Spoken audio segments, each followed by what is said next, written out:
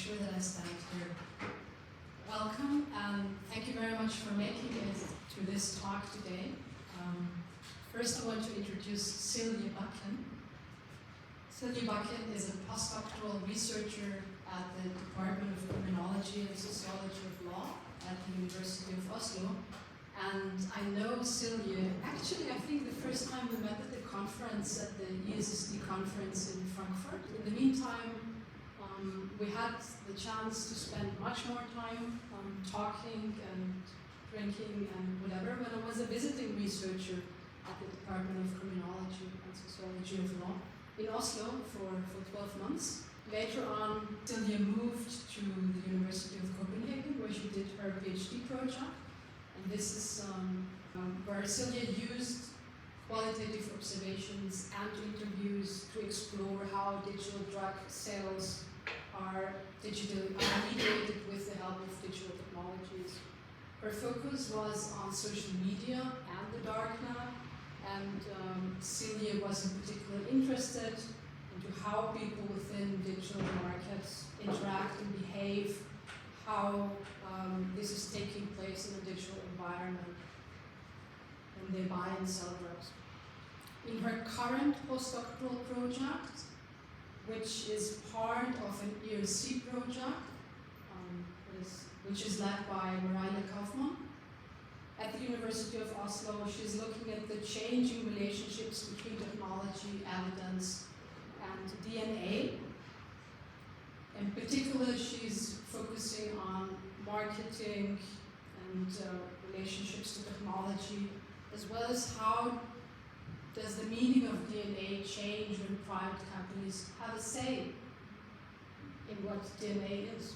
So Silje's research interest is situated in the field of digital criminology, and this is also what brings her to the University of Manchester. University of Manchester Digital Futures program is aiming to explore how digital technologies shape society. It covers impacts on economy, politics, as well as communication and ethics. Digital Futures offers insights to navigating the challenges and opportunities of the digital age, as well as fostering critical thinking and innovation for a complex digital future.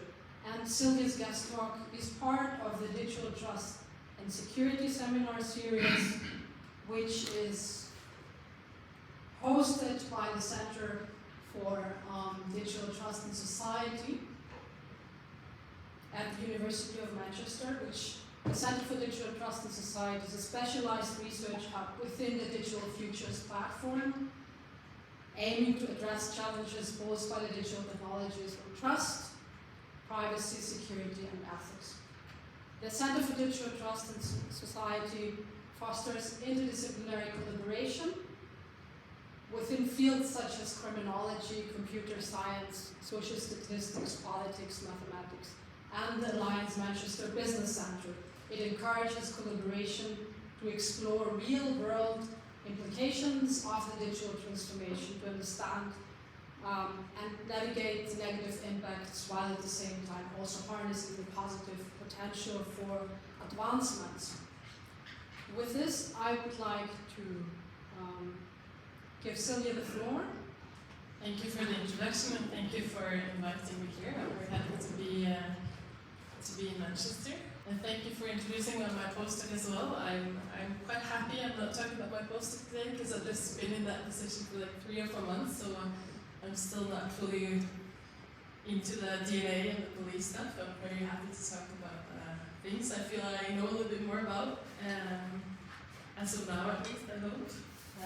So this is based mainly on my PhD project.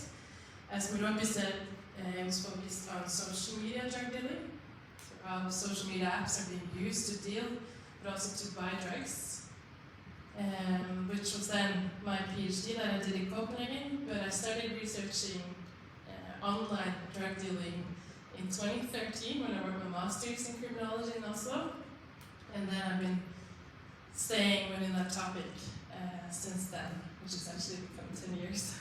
Now I realized last year. So this is Also, the bigger picture is from my PhD, but I'll talk more about the data that it is based on as well in a little while. And I also want to mention from the beginning that my background is from Sociology and Criminology, which hopefully will be something that you will see throughout the presentation as well, how both give a meaning to the view that I have of these kind of markets, which is the role of social interaction and how digitalization has led to different ways how people are communicating and interacting, which is then also making its way into legal markets. So overall digitalization of society and how that is impacting illegal markets, or specifically drug markets. But I understood in the minority that you might have different backgrounds. Maybe not all of you are that into the online world of drug dealing, so I just wanted to talk, or just briefly go through first the stereotypes or ideal types of online markets, at least from my perspective. The literature is maybe disagreeing a little bit about the third market on the right side, but at least most of them are agreeing to that there are two main parts of online drug markets.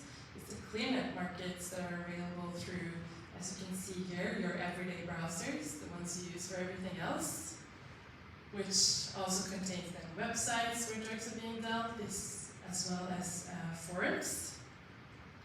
Then there's the darknet markets, on the other hand, which is usually accessed through Tor, the onion router, where they use bitcoins to pay for the drugs, which is much more encrypted. So you have kind of the non-encrypted on one side, and then you have encrypted on the other side.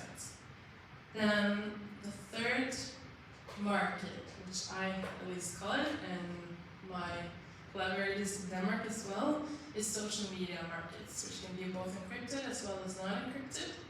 It's very much tied to local markets, which is why some people some people rather prefer to call it app-facilitated drug dealing instead of a market in itself.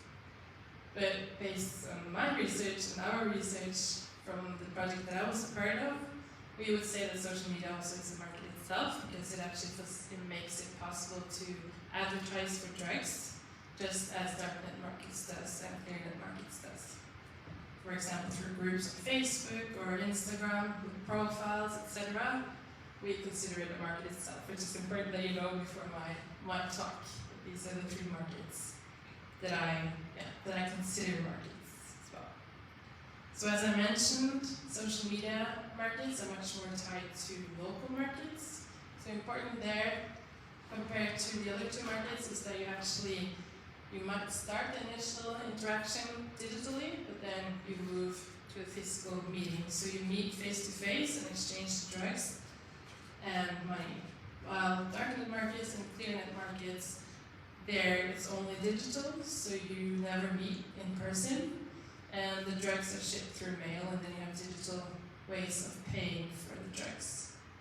And these are ideal types, so of course there's always exceptions. How now maybe the trend is that you advertise in darknet markets, you move on to Telegram, an app, to continue the conversation, and you might end up meeting face to face if you're nearby each other. That's the ideal types of these three markets.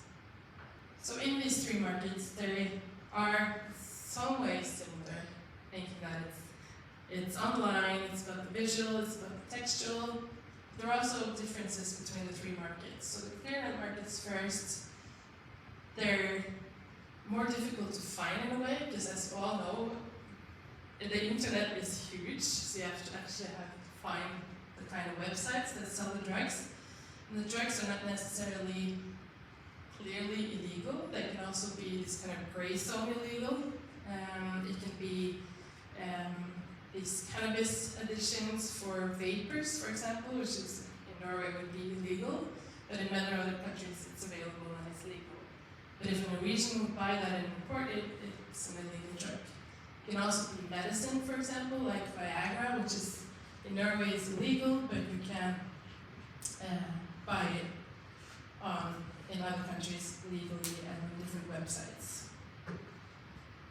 So you have the websites, and then you also have the forums, like Reddit, for example, or other kind of forums where people get in touch, talk about drugs, see if you find people with similar interests, which can then lead to buying drugs or getting in touch with someone who knows someone who's selling drugs. Then you have the crypto market, which Morocco is very much familiar with. These were called eBay markets for drugs, so they introduced a whole new way of advertising for drugs. This is from the original Silk Road, 10 years ago, but they kind of set the standard for how these crypto markets are formed and what is kind of also expected from a crypto market, in the way that it has an escrow system usually, where money are held until the buyer actually saying that I received the drugs and I'm happy for the drugs, like the amount that I thought they were and everything, then they're released to the seller. There's also this whole feedback system of stars and comments that is this kind of security system for buyers. And of course, it's the whole visual side of these markets as well, that the sellers, they have to create advertisements, they have to create kind of pages for the different drugs, and also profiles, which I find very, very interesting. Then the last part is then social media. So there's this one-on-one communication through messaging systems, which can be encrypted and non-encrypted. But then, as you all know, you have, for example, these kind of posts on Facebook, or you can have posts and groups on Facebook, which opens up for this way of advertising your drugs to either a set group, it can be a closed group, or it can be an open group.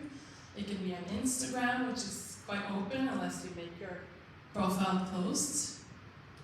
So these kind of ways to advertise, where you really have to compete for the buyers, change or makes the social media market. And then you also have this way of, we call it the semi-open market on social media, which, for example, Snapchat makes it possible to send messages to many people at the same time. So you can have this one end, you can send out a message to several people at the same time and communicating in one direction as you would on these kind of posts, without necessarily getting someone to answer you back necessarily, which makes for this semi-open market. So my focus for this talk will be on the social media side, which is what I've been mainly researching for the past few years, and I will mention crypto markets to some extent. So as I mentioned in the beginning, I have an interdisciplinary approach to this. It's sociology and criminology, which are very similar in one sense, but I also really found it useful to think about them as two different things, two different disciplines with both their strengths, which I really tried to use in my PhD. So on one side, you have sociology, which really makes it possible to see the larger context, to remove the view a little bit from the illegalness of this. And then you have criminology on the other side, which then really underscores the legalness and the behavior and the dealer and the market and what that does to these kind of markets. So I think having both of them, it made it possible to focus on the interaction from a sociology perspective, and then putting that in the context of the legal markets on the other side. And also these kind of, both sociology and criminology makes it, or it helps to understand the offline online and the connections between them. Because criminology, at least when it comes to legal markets and drugs, has been very much focused either on the offline or on the online. Very few have tried to tie these two together. So having this sociology in the background and focusing on the interaction, it makes it easier to understand the connections between both, but at the same time remembering the digital and how that is changing the markets as well. So social interaction is one of the backgrounds for my research, which is also mainly then look into the three huge topics, three central factors to interaction, meaning risk, trust, and capital.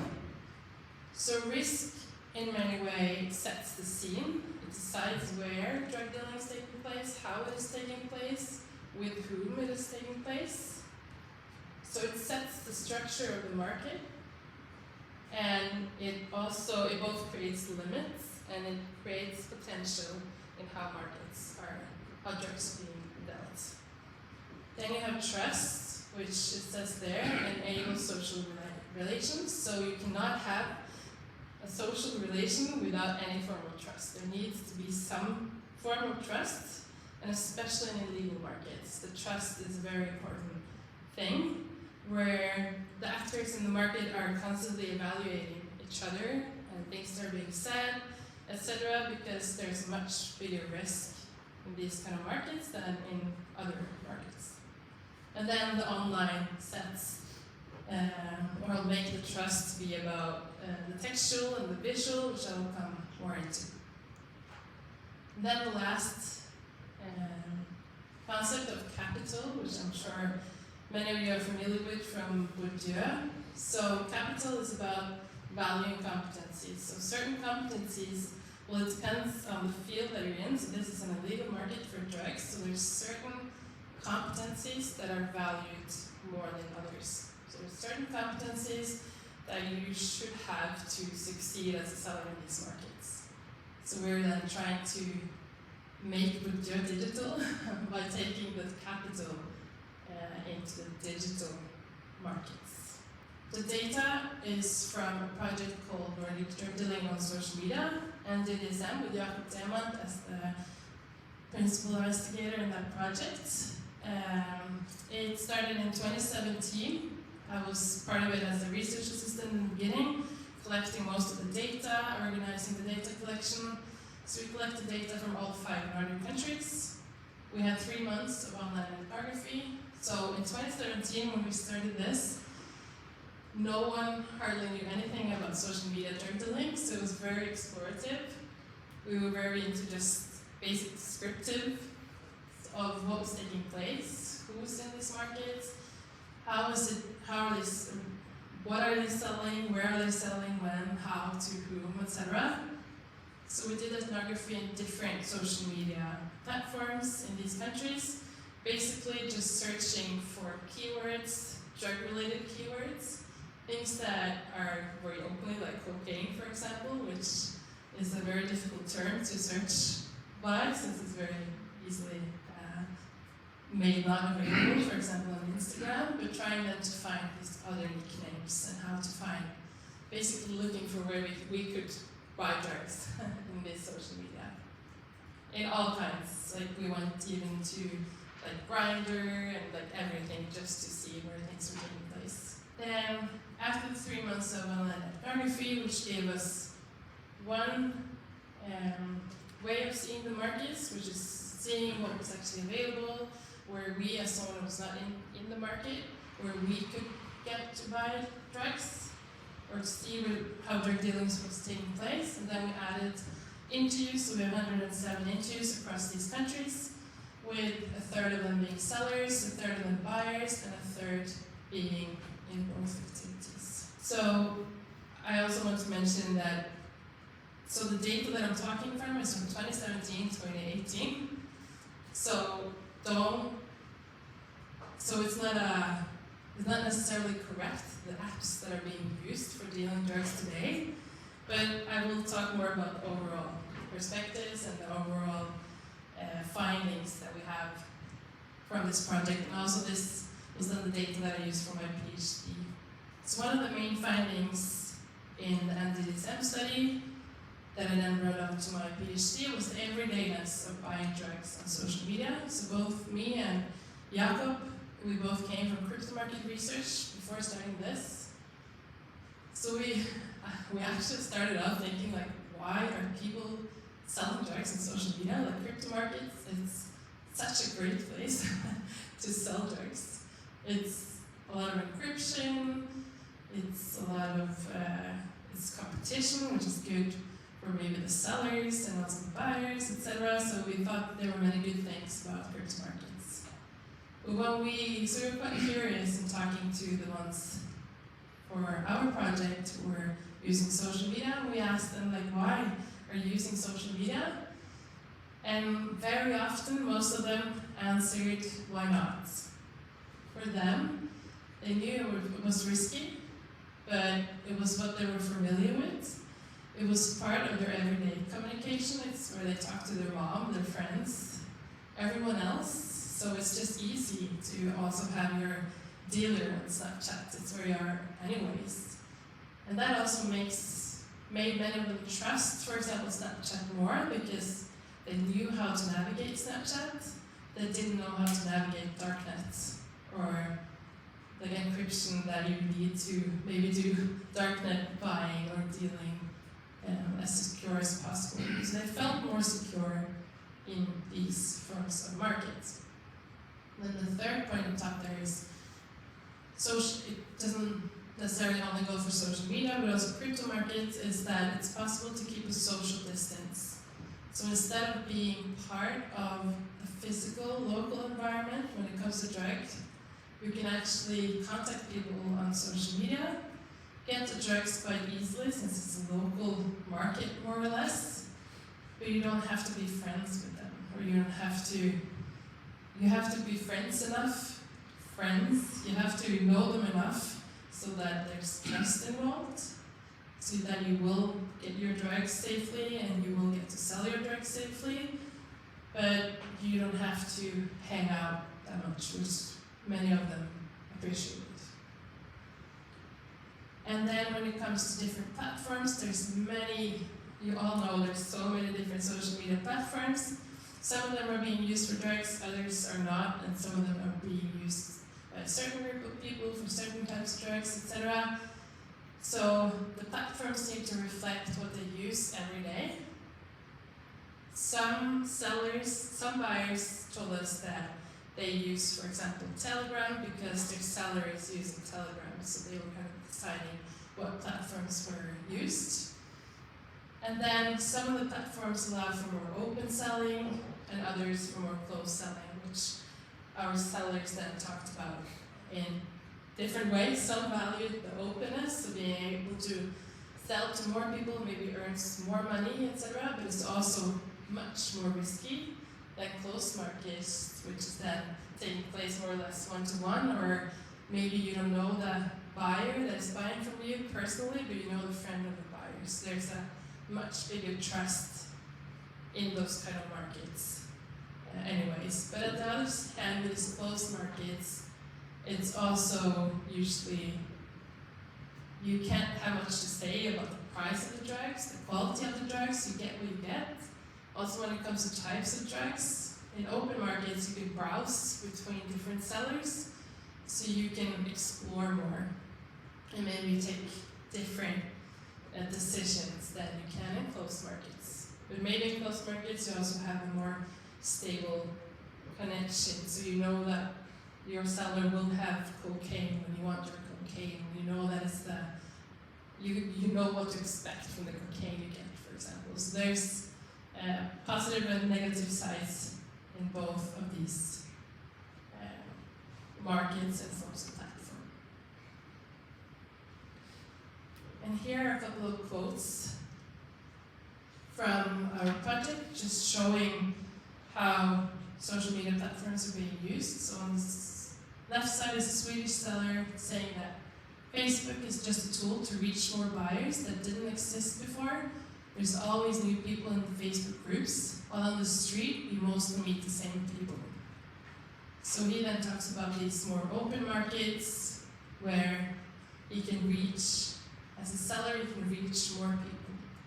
Then there's a Norwegian buyer talking also about how he's using social media but more privately, more closed. So I sent a message asking if it would be possible for us to meet. Then we made a plan for what to write and so on. I knew who he was, but not him personally. So social media also opens up for, as you probably all know, maybe you have like hundreds or thousands of friends on Facebook and you probably only talk to like very few of them, but it still still makes it much easier to contact the person from high school 15, 20 years back that you know had something to do with cannabis when you grew up, for example. So it's much more, you have a much bigger network through social media. But then, so I hope now I've kind of settled that social media is being used for drugs, and they see it as a normal place to interact, also when it comes to legal activities and then drugs. But then what does this digitalization of interaction do to illegal markets, such as drug markets? One thing that it's doing is that it has transformed the way that we are interacting into text and visuals, more or less. So one example is the self-presentation of drug dealers. So when they're part of these online markets, both social media markets but crypto markets as well, drug dealers, most often they have to create a profile. So how do you create a profile as a drug dealer? Trying to set yourself to succeed in the competition that is in these markets, while still being perceived as trustworthy for the buyers. So you want to attract also the right buyers that you're interested in. So how do you do that on these online markets? So the background for this paper was in the DSM project. We collected a lot of screenshots. A lot of things have happened through the ethics of online pornography since 2017, but that was what we did at the time. So we collected a lot of screenshots. We had 173 profiles that we had screenshots from that we knew were dealing drugs. So what I did for this paper was that I went through all the 173 profiles and I coded the text and the visual look of the profiles into very, very small details. And then to understand how the sellers were presenting themselves. So then I combined this with signaling theory, which arises from game theory, where it's all about how every one of us, no matter what we're doing, we're balancing our signals and signs that we're giving, both intentionally and unintentionally, where you don't know even what signs we're giving all the time. But we always balance the signs, we try to balance the signals that we're sending based on the context that we're in. So if I now had been standing here talking to my 3-year-old, I would probably send different signals than what I'm sending to you now. So this also goes then for illegal markets. There's been a few, Gambetta for example, has been using this for illegal markets. So in illegal markets, it's very much about minimizing risk. That's the interest of both the seller and the buyer. You want as least of risk as possible, but at the same time you need to show some personality, you have to keep off some information to increase the trust level enough for it to actually be a relation there. So you're interested in creating this perfect balance for you between risk and trust through the signals and through the interaction. So in the literature they talk about criminal identities, and then online I would call it the digital criminal identity, which is then shown through these profiles on Facebook markets. What I found was that there were 3 categories of seller profiles that were least overlapping between each other. So they were actually, all the sellers were divided into 3 units. So it was 3 quite clear groups. So first is the professional seller, which you can see here is very much professional in the way it looks. All of these 3 screenshots that I will show you now are profiles that I made based on the findings that I did. So they're actually real profiles because I created them on Facebook to have a better picture on my presentations, but they're not real in the sense that they're not the real dealer profiles. But this is how the professional looks. So it's quite clear what they're selling. Most likely cocaine maybe in the background, maybe ecstasy. And then they have this business, usually a very businessy look on their pictures. And you can also see John Paul dismissed. It's 24/7 express delivery, really top quality. It's very much into showing the quality of the services they offer. You can also see in the biography, studied at Harvard University, lives in Medellin. Like this is common to write that in those kind of seller types. So they're quite professional. You know what you get from them, more or less. And the culture profiles are more into maybe symbols and signs. You have to know a little bit about the culture of that particular drug culture, maybe, to understand what the person's selling, like 420 that says in the middle. Maybe many people know what that means, but you still have to have a little bit of specific knowledge to understand that this person is also dealing. Then the private profile is the third category, which is basically a normal profile. There's no relation, there's no visible relation between that profile and the drug dealing that person or profile is engaged with. So the main findings from this was that there are various dealer online personas. They present themselves very differently, more or less within these three ideal types. And I didn't have data for it, but I think I discussed based or using theory, is it intentional or is it their personality that is that way? It's difficult to say. I didn't compare, I didn't use this, I didn't have interviews with those specific sellers, which would have been very interesting. Another interesting finding was that these three types are similar to traditional drug market research. So Kim Miller and Sveinung Sandberg, for example, they've done some studies on this with people in prison, and they find that the same three types. They name it a little bit differently, but it's more or less some sellers are more professional, others are more about culture, and then it's more the private sellers.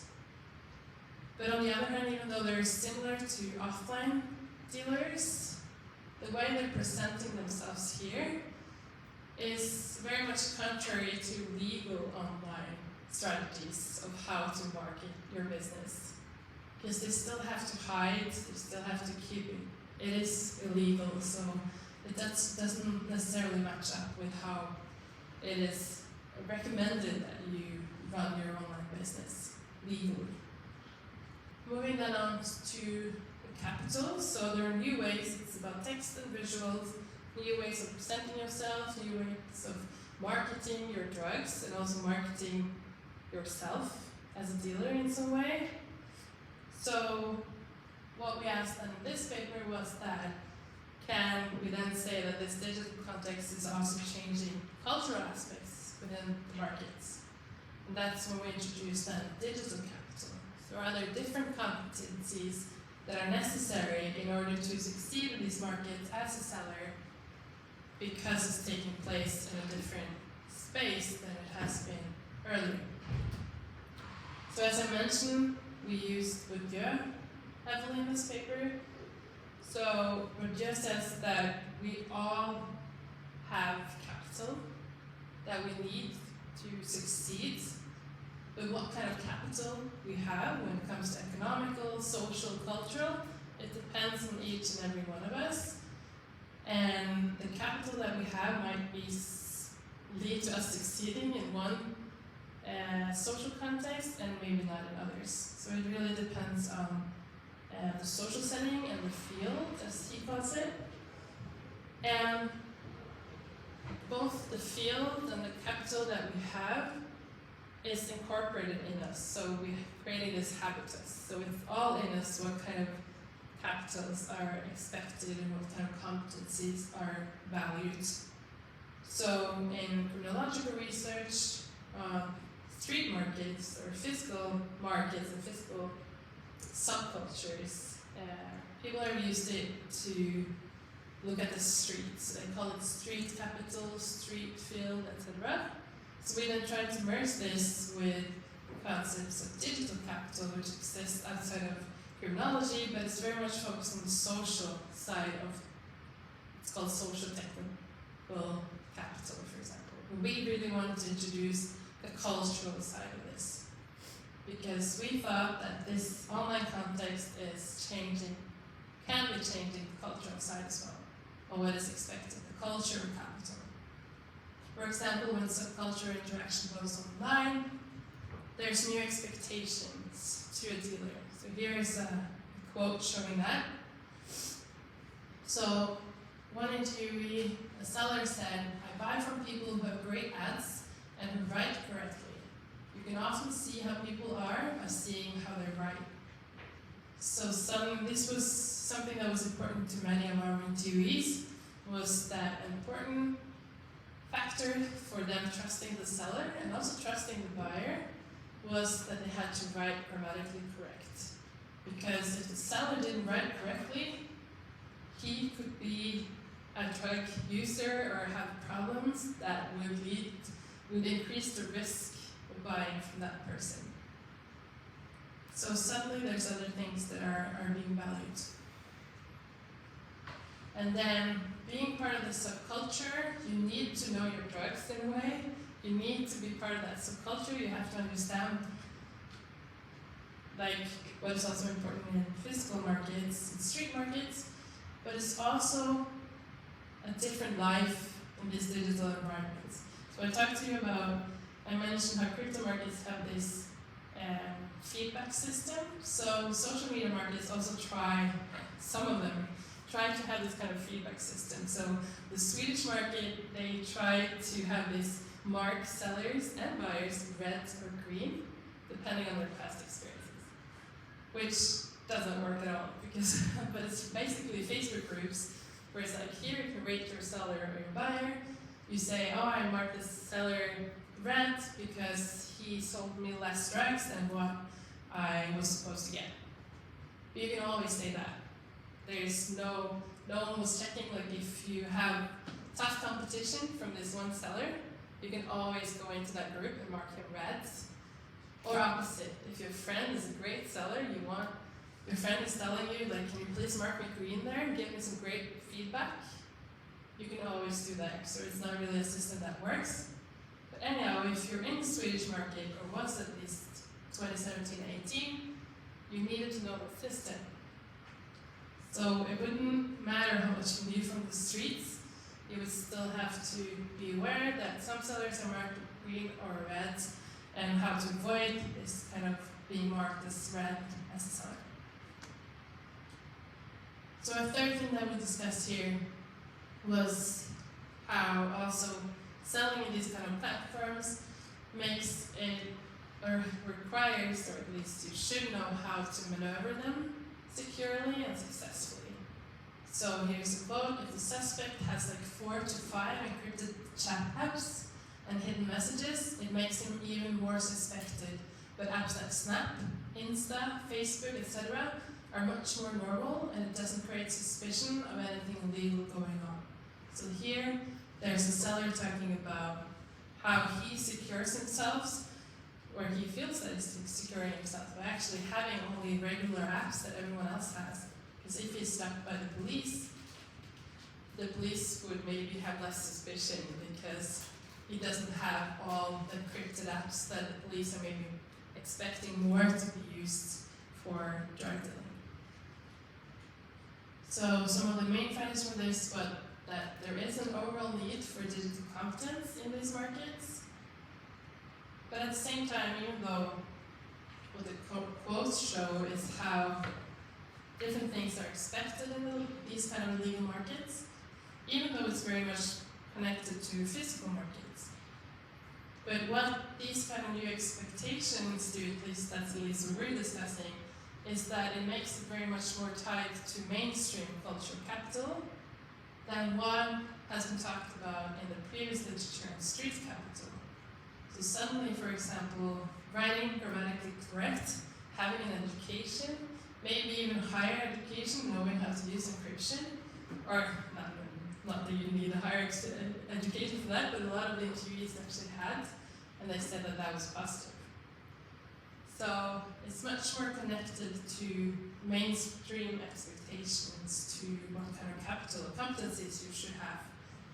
And it's also maneuvering emojis, for example, creating a visual profile, etc. So we then talk about the digital capital and how it's about cultural as well as technology, and how that together creates this new form of capital that is necessary, or that is at least wanted to succeed in these kind of markets. But then lastly, even though there are these wishes for different competencies, and there are all these new things to online and social media markets, we also, more interestingly then, see that it's very much tied to other values that you have from other markets. So even though these markets are kind of melting pots with different sellers, you can buy cocaine for a better quality and for a better price than what you have access to in the parties that you go to, for example. What we see is that it seems like people still go to the same seller types that they know from outside. So you have a basis for trust. You know who you trust, you know where your successes have been, who you had success with buying from, and you bring that into the digital, even though you have a bigger selection of sellers or of buyers. So there is still something that is not fully decided by the digital. And I also wanted to just quickly mention another side of digital that I think is very interesting, but I haven't really, is the role of the platform providers. So one thing is how these platforms and online is changing the way we're interacting, moving into different space. These platform providers, like Meta, Snapchat, etc., they're also deciding in many ways how we are interacting and where we are interacting, the form of our interaction, what kind of emojis are allowed, what's available of emojis, for example, how long a message can be on Wiki, for example, what you need to include in your profile. And then on the right side here is pictures from a paper that I wrote with a colleague, Silje Anderdal Bakken, about cannabis influencers from the US, which there it's legal. They're not allowed to sell, they're allowed to market products, they're not allowed to get paid for marketed products. I'm quite sure they are getting paid. At least they get free cannabis, they get free parties, they get free a lot of stuff. So what I want to just say here is that the platform providers, they decide the form of communication that is taking place through text, visual, lifestyle, such as influencers, for example. It also facilitates communication, it makes it immediate, visuals, and algorithms are really helping sellers to have success in this market. So our friend suggestions on the profiles that we used, I'm very happy that was not my personal friend suggestion list, because they were quite rough profiles. And also importantly, these platform providers, they are very much deciding what topics are allowed to talk about and what topics are not allowed to talk about. If you search hashtag cocaine on Instagram, it's closed, but if you search cannabis, for example, it's open, which in very many countries would be as illegal as cocaine, but it's not. But Coke is open because Coca-Cola have huge interests. So there's actually people deleting all the cocaine pictures under hashtag Coke. So despite all this digital, how this is changing the interaction, as I then briefly mentioned, but I will go more into now, is that no matter how digital things are, there's still so much localness to it, to these kind of markets.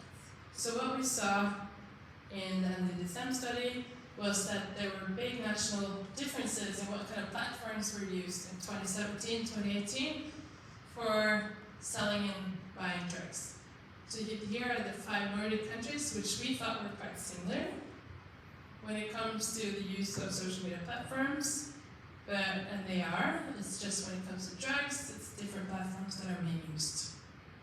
For example, Facebook and Facebook groups were only popular in Denmark, Iceland, and Sweden, while Snapchat was the big one in Norway. And then Norway and Sweden, they were much more about encryption, one-to-one communication. I searched in Norway for 3 months for drugs, and I didn't find anything. The only thing I found was an exchange student wanting to buy vodka. I think it was not existing in Norway. And the same thing was in Finland. It was very quickly shut down if someone asked. If some tourists asked, for example, where can I buy ecstasy? It's like, don't talk about it. And then the conversation was quickly moved to one-on-one interaction.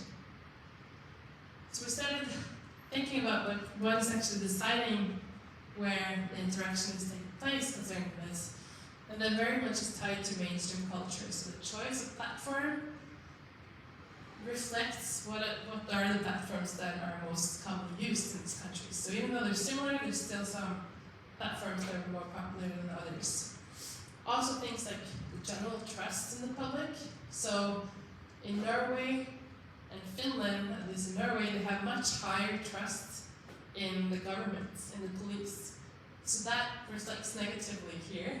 So people will, like, Norwegians are even, I've had interviews where Norwegians are even talking about how the adrenaline is still there from buying drugs from crypto markets when they're consuming the drugs, because they're afraid of the police knocking the door and entering and finding the drugs. So they have high trust in the police doing something about drug-related activities in Norway. In Denmark, they were afraid of us being journalists more than police officers when contacting them for interviews. Then the technological infrastructure, so we also noticed in this project that it was very different in how easy it was to have access to SIM cards without registering our names. Norway, impossible almost. So you need your passport or you need your Norwegian identity number to get a phone number. In Denmark, when you arrive at the airport, it's the first thing that is handed to you is a SIM card with a phone number without you having to register anything. Then also demographic affects these markets.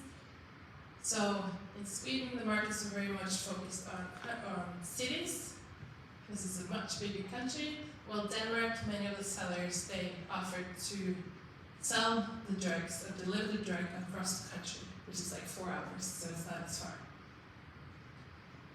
So to further explore this connection between online and offline, I'm now working on a paper with Eirik Bakken from the University of Oslo. He's a PhD in sociology there.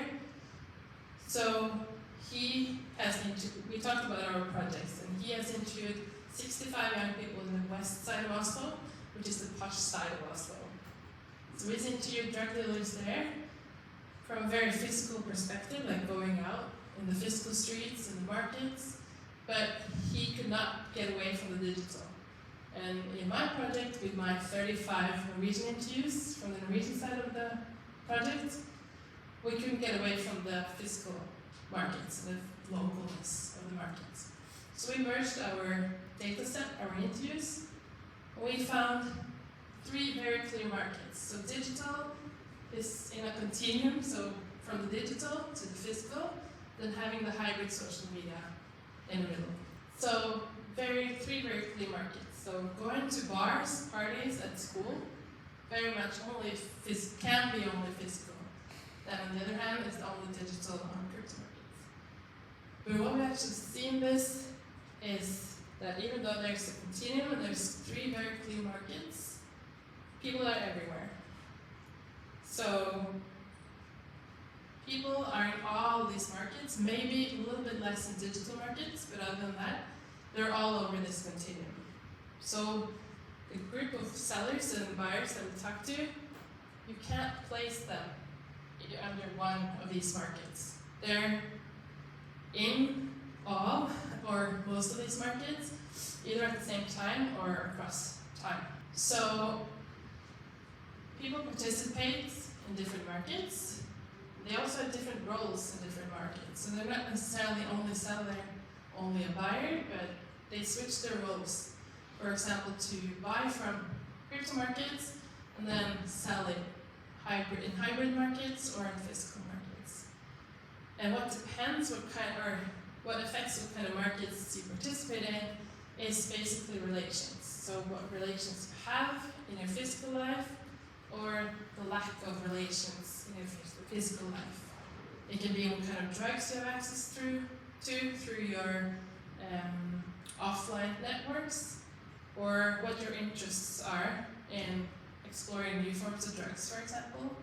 More designer drugs that you can't access in your local neighborhoods, or maybe your brother is selling something.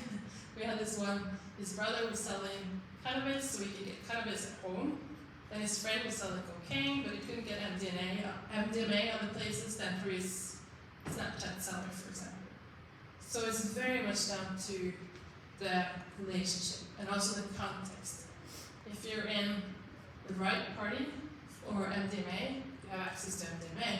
If you're not invited to that party, you might not have as easy access to it. Here is just a quote from a participant showing how we're everywhere. So he says, I didn't have much contacts. MDMA was possible for me to get in Oslo, but I didn't have many other contacts except for MDMA and cannabis. I could get a hold of cocaine, but that didn't really interest me. So I went online and bought what I could order.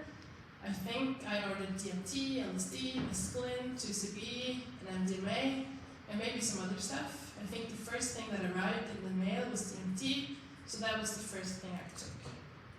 So these were this is a very huge quote, but this reflected most of the interviews that we had, that they used different markets.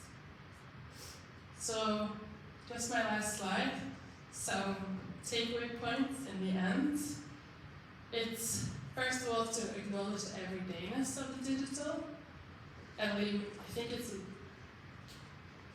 we're moving away from it, but it was very much this sensation just even a few years ago that it was taking place here, and it should not be in a way, because it is how we interact. It's where the interaction is taking place, also when it comes to legal or deviant activities.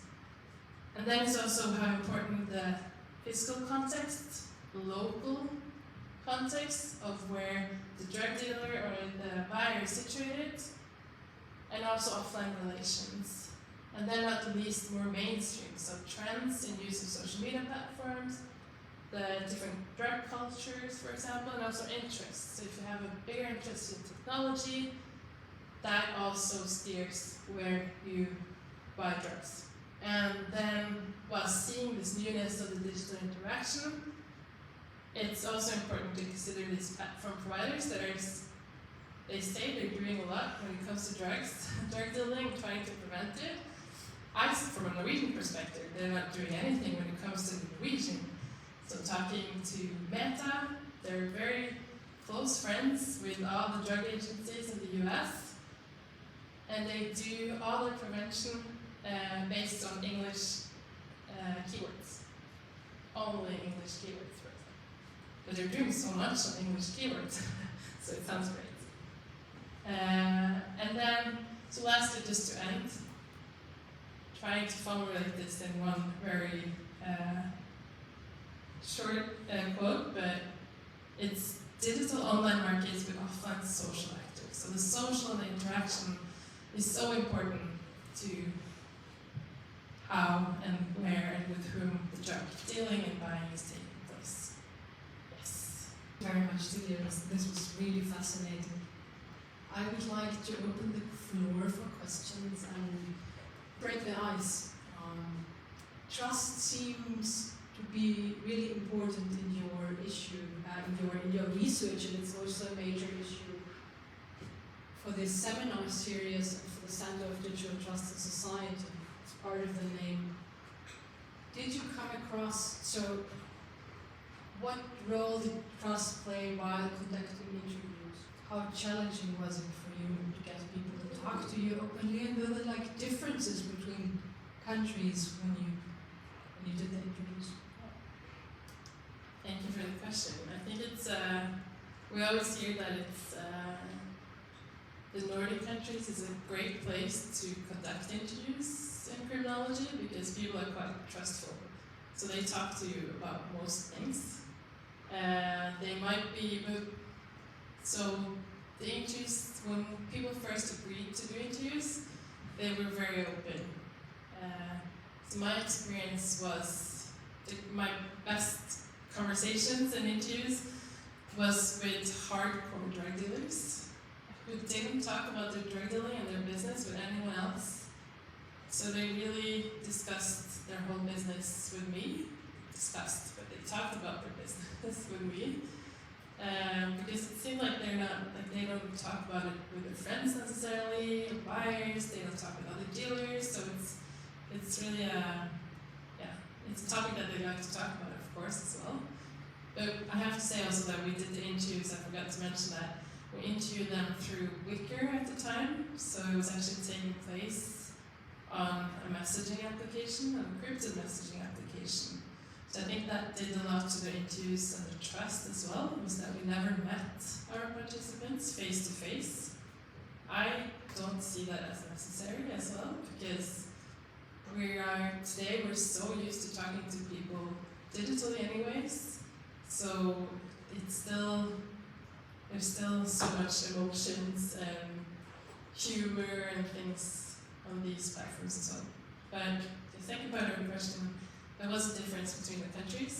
So the Swedes, for example, in Sweden, that was where we struggled the most to get interviews. So I think we asked like 100, 150 people, and then we got, I think, around 30 or more. Why do you think this was the case? I don't know how much you know about the Swedish crime in Sweden, but it's much rougher than in the other countries. And we also saw that in the social media. In the drug dealing, the drug market's there. It's not just about drugs, it's about weapons and all other stuff as well. Well, that is not the case in most of the other countries. So I think it's just a rougher environment. There's much more risks than it is trust in those markets, which then we were taken for being police all the time. My name is Julia. Thank you very much. Julia works in Criminology. Thank you very much for the presentation. You were kind of moving towards answering a question at the end when you were talking about the Swedish drug market. I didn't really get a sense when you were talking about drug dealing of how large organisations might be. We were talking about individuals with very limited stock or range.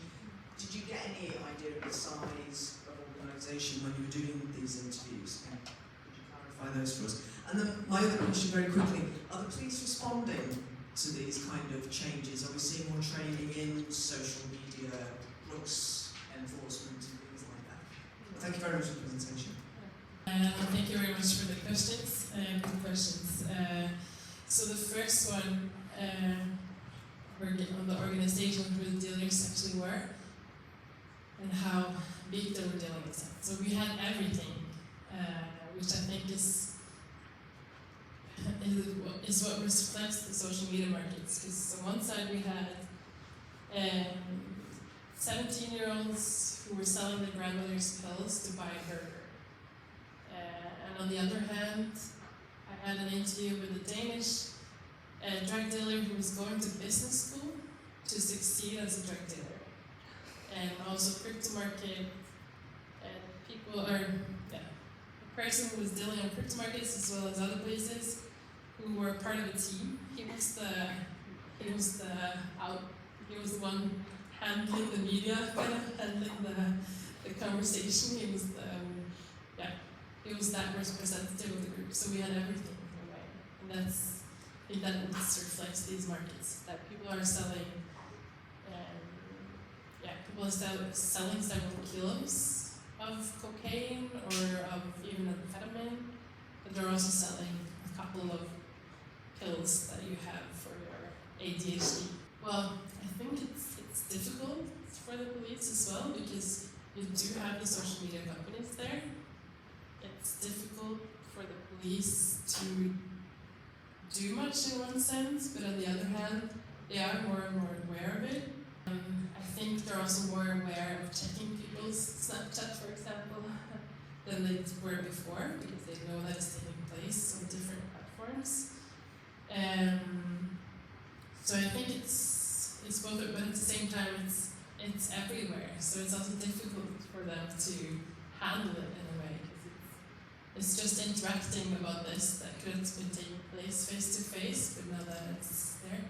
But we did see that the police's activity really affected the market. So just before we started the project, Icelandic police said that they knew that drug dealing in a report. They said that they knew there were drugs being dealt on Facebook, but they didn't have resources. So that was what all our interviewees in Iceland were telling us. So the biggest groups were in Iceland with 3,000 members, and several of the groups, which is like 1% of the Icelandic population. But like it's, yeah. Can I follow up very briefly? Could you elaborate a little bit what are the policing strategies, policing social media, how does it work? What are the challenges? And I'm also referring to the emojis. Yeah. Well, policing. Well, when it comes to the police, I think much of it goes through physical activity. So they observe drug dealing, or they catch someone who they think are dealing drugs. So it's very much through the physical in a way. But then it's also, I don't know how it is in the UK, but at least in the Nordic countries, the police also now have these online patrols. So they're on Facebook, they're on Instagram, they're on TikTok even. Check out the Norwegian police on TikTok, they're doing a lot of changing of clothes and all kind of stuff, I don't know. So they're really moving, but I think I'm not sure how much they're detecting in themselves in these kind of online patrols. It's more about people being more available for people to notify them when they see drugs. But then on the policing on the other side is then the whole social media companies. And I think Meta, a few years ago at least, I'm not sure if they're still doing it, but they came up with these warnings about what emojis to look out for illegal activity. And that was basically all emojis. So, like the girl emoji was Emma, so MDMA. So they said that watch out for the girl, the emoji pictures of a girl. It's like, okay. So it's of course always this cat and mouse play anyway. So if they say something about one emoji, then it's a different emoji next time. Oh, is this working? Yes. Okay. Thanks so much for your presentation. My name is Sophie. I'm a PhD student in criminology at Manchester, and my question might be a really simple one.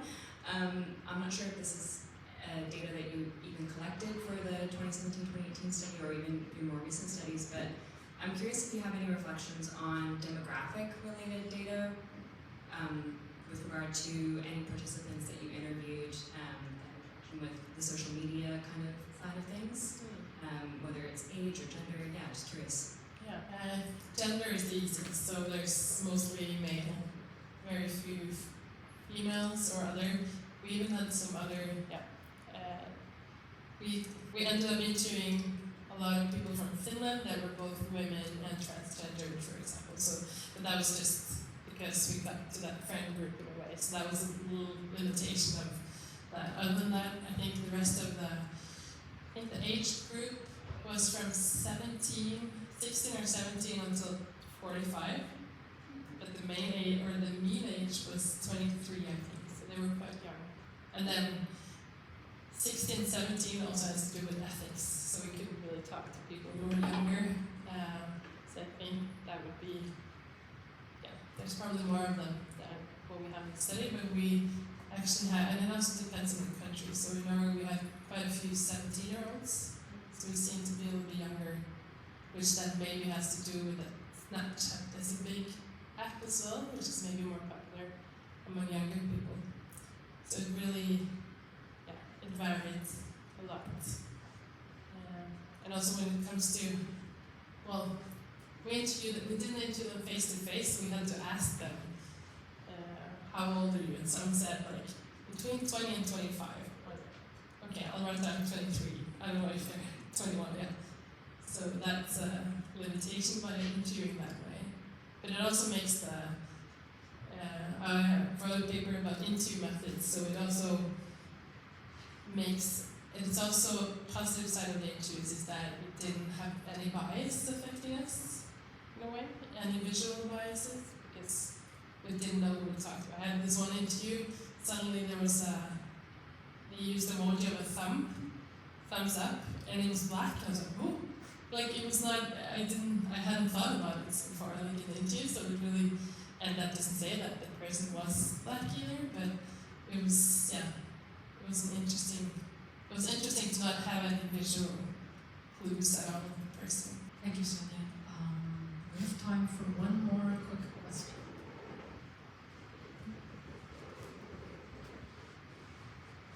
The drug card is basically like they pose a major threat to the society, like funding other kind of criminal activities like terrorism, by the use of the drug money. So, what portion of the market is basically the organized and what portion of the market is unorganized, and how we can mitigate like to form the big drug card is how can we like how the government is working on to us. I think what's particular about the social media, at least from our perspective and what we got access to, was that it was the end of the drug chain in a way. So it was really the people selling to people who were either consuming the drugs themselves or selling it very low scale forever. So there was none of the bigger, very much organized crimes in this. But of course they were close connected, so they all talked about these Chechenian guys they were buying the drugs from, for example, which is clearly connected to much bigger, more organized networks. But I think that's what kind of separates maybe social media markets from, is that it is an everyday thing. And there's been this, probably maybe here in the UK as well, there was this, I don't remember the name of the app now, but it was this encrypted app that was used by, as you say, more organized crime groups or terrorism groups and those kind of things. I don't remember the name of it, but so? Yes, the Anchor one. So you could also include that in the social media drug dealing in a way, like decisions and buying and dealing on that level.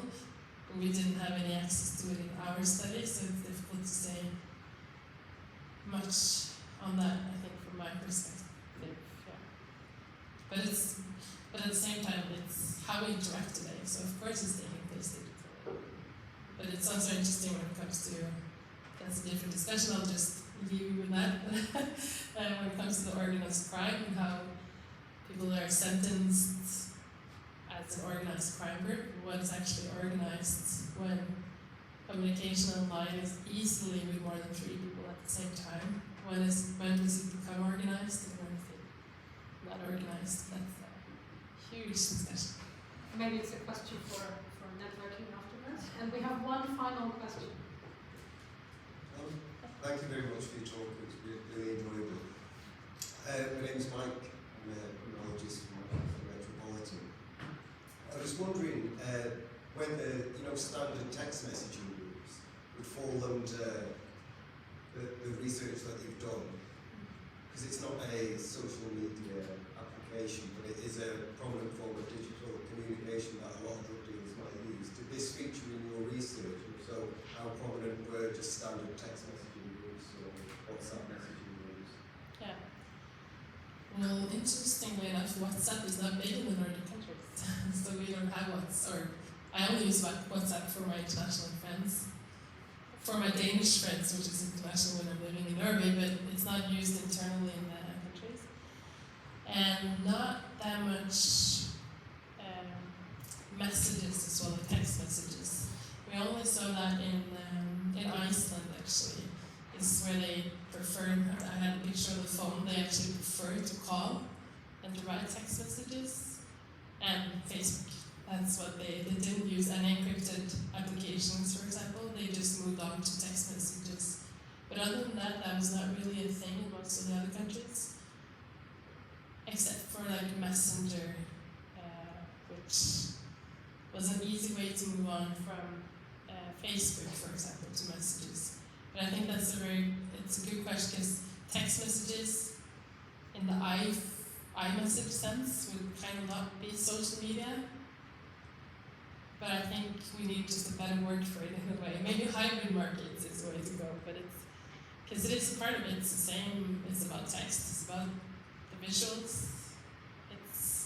It's also run by Apple or big companies, and that's maybe my hang up. But yeah, I think it's much the same thing. It's also groups. It can be organized the same way. Yeah, and it's social. And it's social, I think. And it's social now. Now it's working. So the social dimension, the social interactions seem to be one of the main features in all of your different research papers on various aspects of darknet drug markets as well as social media drug dealing. And I think it was super fascinating. I learned a lot about these different dimensions and also the challenges that come with it. Regarding categorization, where do we put social media drug dealing, where do we put clear and text-based messages? Do we approach it from a pure technological point of view, from an encryption point of view, from a social dimension point of view? And there seems to be the puzzle of how is digital drug dealing related to organized crime, and how is the police able to police, how is social media drug policing actually work, and with which limitations does it come with? And possibilities as well. I just want to add that the digital also makes it, like it's there for always. So that's also valuable for the police, is that you can go back, like you can't, but Snapchat can go back and check out the pictures that you've sent for 10 years, kind of like it's there. So the police has access. From a research and also policing point of view, this is fantastic. Digital traces don't just vanish. Even if you delete something on your digital device, it doesn't mean it is deleted from the server. And still it has implications, and it fuels the way people find innovative solutions, deal with drugs, buy and sell drugs, no matter how restrictive a particular drug policy is in that country. I would like to close this talk. Thank you very much, Silje, for coming to Manchester, and thank you all for coming to Silje's talk.